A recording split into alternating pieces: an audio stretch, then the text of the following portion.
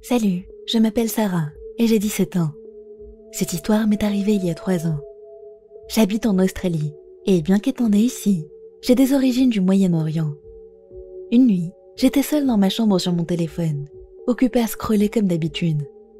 La maison était complètement silencieuse, mais je n'y ai pas prêté attention, parce que ça arrivait quand chacun dans ma famille était occupé avec ses propres affaires. Il était presque 21h à ce moment-là, quand j'ai entendu un bruit dans le salon. Je me suis dit que c'était probablement mes frères et sœurs en train de jouer, et j'ai continué à traîner sur mon téléphone. Mais le bruit ne voulait pas s'arrêter. Après quelques minutes, j'ai entendu un piétinement dans le couloir juste à côté de ma porte, comme si quelqu'un cherchait quelque chose. J'ai commencé à me sentir de plus en plus mal à l'aise, sans savoir pourquoi. Le bruit s'est soudainement arrêté, et j'ai levé les yeux de mon téléphone. Une ombre se tenait à l'extérieur de ma porte. Pour info, ma porte n'avait pas de verrou, parce que mes parents pensaient que je n'en avais pas besoin. La lumière du couloir était allumée, et je pouvais voir l'ombre de chaussures directement derrière ma porte, juste debout là. Mon malaise a grandi. Normalement, j'aurais juste ouvert la porte pour voir qui était derrière, mais mon instinct m'a crié de ne pas le faire. J'ai décidé de téléphoner à mon père pour voir s'il était à la maison. Et quand il a répondu, j'ai entendu du bruit en fond alors que ma maison était silencieuse. Il n'était donc pas chez nous. Je lui ai posé la question, et il a répondu qu'il était chez ma tante, me demandant si quelque chose n'allait pas. Ne voulant pas l'inquiéter avec quelque chose d'aussi léger qu'un pressentiment, je lui ai répondu que c'était juste pour savoir, tout en continuant de fixer les chaussures derrière ma porte. J'ai ensuite appelé ma mère, et quand elle a répondu, elle m'a tout de suite demandé ce qui n'allait pas au lieu de crier depuis le salon, comme elle l'aurait normalement fait. Je lui ai demandé si elle était à la maison, en quittant les chaussures des yeux. Elle m'a répondu que non, que les enfants voulaient aller chez mon cousin, et elle les y a emmenés. J'étais désormais terrifiée, mais toujours indécise. Elle m'a demandé pourquoi, et je lui ai juste dit de rentrer rapidement parce que je ne voulais pas rester seule.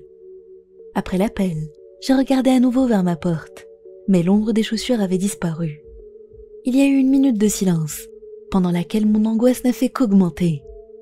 J'ai commencé à trembler sans pouvoir me contrôler, et je ne savais pas quoi faire. J'étais dans ma chambre qui ne se fermait pas, et absolument rien pour me défendre. J'avais vraiment besoin d'être rassurée, alors j'ai appelé mon amie qui a compris ma peur, et m'a conseillé de m'asseoir contre la porte pour la bloquer. Je l'ai écoutée, et elle est restée en ligne avec moi, jusqu'à ce que j'entende ma mère rentrer. Je suis tout de suite allée lui raconter ce qui s'était passé, et elle a fouillé la maison pour voir si quelque chose était manquant. Tout était à sa place.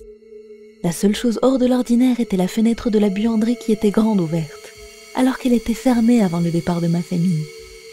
Mes parents se sont assurés de verrouiller toutes les fenêtres après. Rien d'autre n'est arrivé, et après quelques jours, l'incident a été oublié.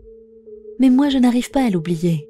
Quelqu'un ou quelque chose était chez moi, juste devant ma chambre, attendant Dieu savait quoi.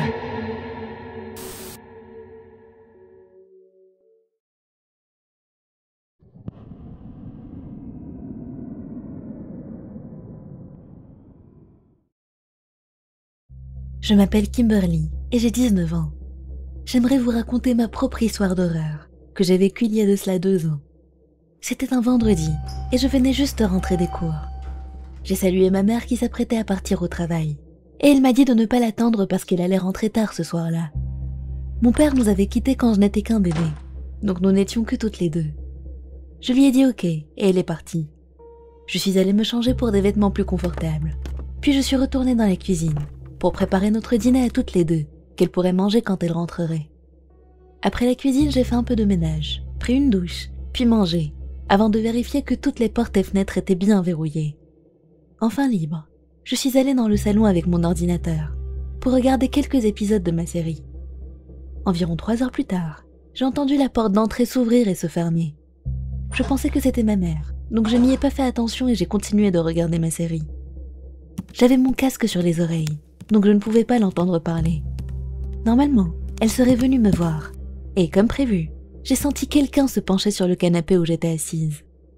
En levant lentement la tête, j'ai vu ma mère qui me regardait de haut, ses yeux anormalement larges, et me fixant intensément. Je lui ai demandé ce qui n'allait pas, mais elle n'a pas répondu. Et plus je la regardais, plus j'avais l'impression que quelque chose était bizarre à son sujet. Je ne savais pas quoi exactement, mais elle était bizarre. En regardant plus attentivement, J'ai remarqué qu'elle ne portait pas sa blouse d'infirmière. Peut-être qu'elle était montée se changer avant que je la voie. Après quelques secondes, elle me regardait fixement. Elle a lentement levé les yeux vers le plafond, puis vers moi à nouveau, avant de m'embrasser sur le front. Ses lèvres étaient glaciales. Glaciales comme si elle avait mis un glaçon sur sa bouche. Elle avait laissé là pendant des heures.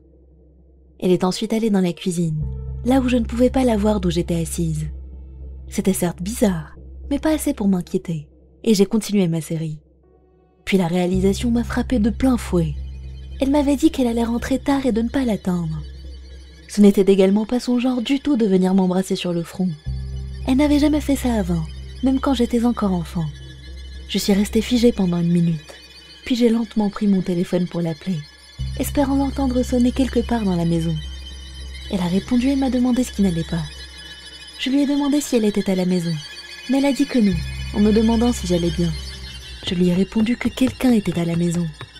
Elle m'a dit de courir chez notre voisine et qu'elle allait appeler la police. J'ai couru chez la voisine et j'ai frappé frénétiquement à la porte. Elle a ouvert et m'a laissé entrer quand je lui ai expliqué qu'un inconnu était dans la maison. Après 5 minutes à attendre la police, je les ai enfin entendus arriver. J'étais dehors avec ma voisine, la regardant entrer chez moi. 10 minutes plus tard, un policier est venu me voir pour me dire qu'il n'y avait personne chez moi et aucune trace d'entrée par effraction.